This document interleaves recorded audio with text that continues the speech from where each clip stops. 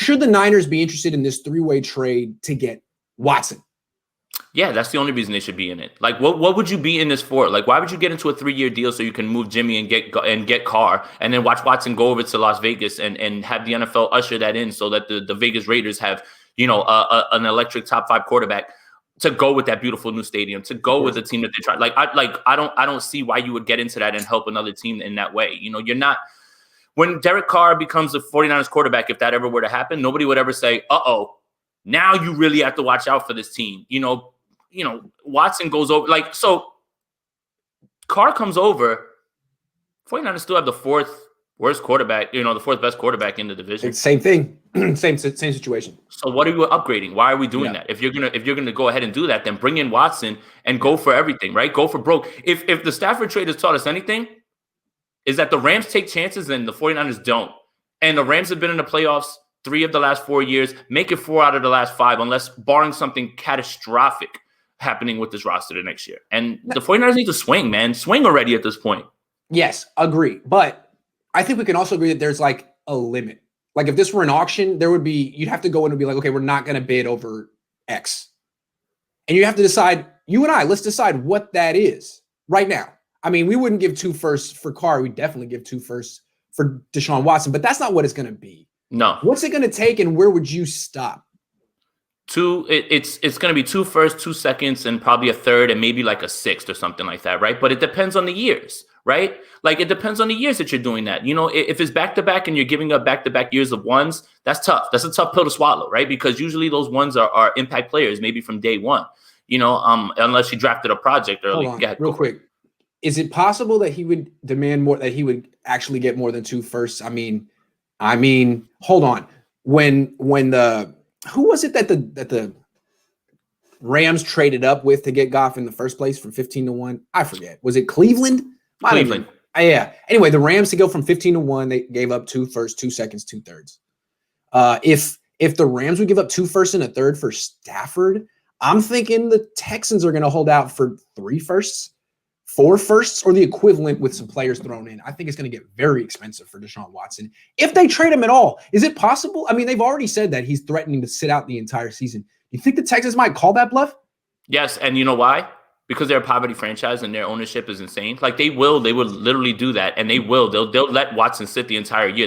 That's what my fear is, and that's kind of where I'm kind of leaning now, just based off of when you see how they're moving and how they're talking. There is no doubt in my mind that this franchise that traded DeAndre Hopkins away, that is talking about trading, Deshaun Watson away, will absolutely let Deshaun Watson lose all that money and just sit there and they'll get into on this principle. Right. Because 2 things. One, the ownership is the group that said the thing about inmates running the prison or asylum. There's that. And then the other thing is the GM they just hired comes from New England, and they're very militaristic in their chain of command. The player is below the coach and the GM, and you don't get to dictate what you do. And if you want to, then we're going to make an example. That's how the New England does things. They're not player friendly. So that's the perfect way to look at it, right? So the Texans are this organization of chaos, and then Caserio comes in. And he's like, I'm like Bill, and you don't want to be here. Iron get fist. out. Yeah, get the hell out. I'm going to rule this with an iron fist. It's not Seattle. We're not going to have fun here. No, we're going to institute discipline and order. And if Deshaun Watson doesn't like it, he can retire. I mean, that seems to be their attitude. Now, if some team wants to blow him away with 5 first-round picks, I'm sure they would trade Deshaun Watson. But from their attitude, I think from their perspective, they have to win the trade. Otherwise, forcing him into retirement is something they'd be more comfortable with than just letting him scoot his way out of town and have them lose the trade on top of it. They look weak. I don't think they want to do that. That's the thing, right? So this organization seems intent on looking more like the one in charge than it is the one who's making the right move. So again, with the Texans, I never know. I never predict anything that the Texans do because no one ever has a grasp on what they do. We wake up one day and we're just like, there's a trade, and you're just like, what were they like? This is Bill O'Brien, but still, this is just indicative of the Texans giving the keys to anybody and just saying, go ahead and do it. But you trade DeAndre Hopkins for David Johnson, and it's just like, I don't. If you sent that trade in Madden would say no, reject it. Like the Madden would break that trade and say no. But let's not move on from Watson yet, because he would shift the balance of power, and the Niners have picks. They have assets. If they wanted to give the Texans an offer they couldn't refuse, they could. So I just don't know if you want to. And I don't know what that is. Is it 5 picks? Is it a mixture of picks and players? What I mean, I'm going to say it, but the guy over here is already floated. How about trading Kittle for a first and yada, yada, yada? Kittle has value. Bosa has value. Now, they probably would have more value next year coming off a 16-game season, but there are creative ways that you could make a package and maintain some ability to build around Watson down, because you don't want to become the Texans. You don't want to just be this team with a quarterback and nothing around it.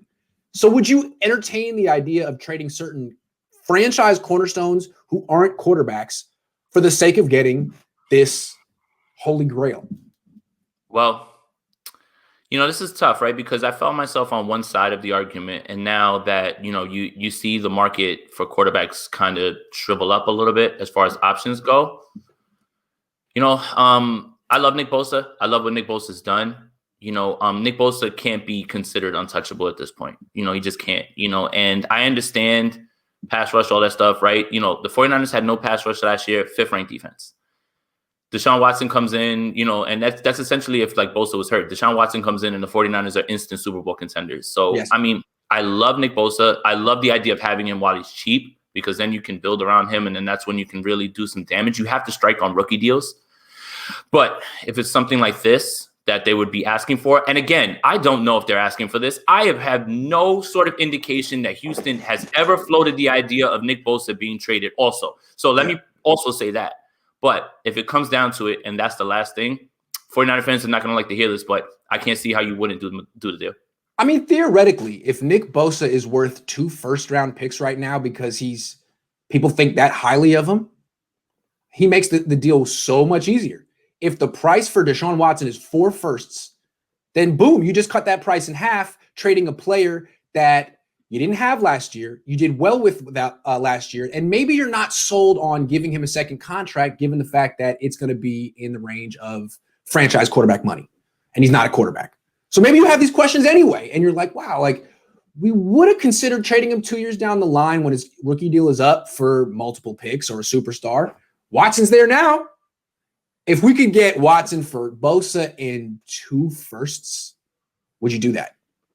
I would. I know you don't want to hear that. I would. I mean, I think that now you're talking about, so second round picks depending on where you're picking, are very valuable, right? They're almost essentially, especially if they're early, they're early seconds, that's essentially a first, right? So second round picks are nothing to poo or just say, get like, it's not like a 4th or a 5th where those guys have a much like smaller percentage of hitting.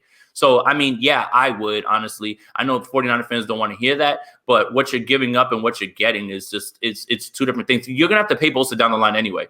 So that's he's going to get like 30, 34 million. Look what Joey's getting, and Nick's going to get more. Yeah, Nick's going to walk in and say, my brother got a 150. I want 250. Like, I'm that much better than him. Like, Yeah, and that was 3 years ago. I mean, I need more. Mav makes a good point. I mean, even if the Niners offer 2 firsts and Nick Bosa, that might not be enough. The thing about Watson and the quarterback market right now is it's not a buyer's market. It's a seller's market all of a sudden, and that surprises me. So we need to move on and talk about why.